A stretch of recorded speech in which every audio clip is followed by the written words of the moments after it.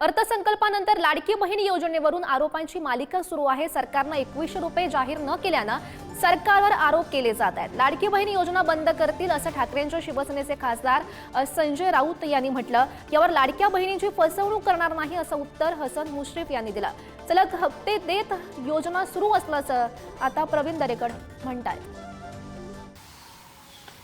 राज्य लुटलं जात आहे। राज्यावरचं कर्जाचं ओझं दिवसेंदिवस वाढत आहे। हे माहीत असताना सुद्धा लाडक्या बहिणीसारख्या योजना आणल्या आणि आता त्या बंद करायच्या मार्गावर आहेत। शिवभोजन थाळीसारख्या गरिबांच्या योजना, दुसरी शिधा योजना, अशा अनेक योजना बंद केल्या। आता लाडकी बहीणही बंद करतील।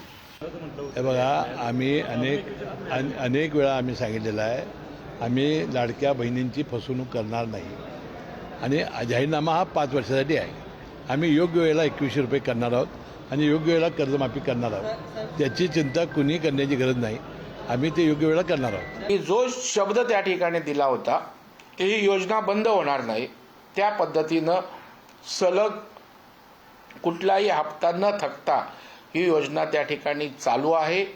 लाडक्या बहिणींची योजना बंद केली जाणार नाही हे वारंवार मुख्यमंत्र्यांनी आणि उपमुख्यमंत्र्यांनी बजावलंय। आता ज्यांना राजकारण करायचं आहे ते राजकारण करतायत।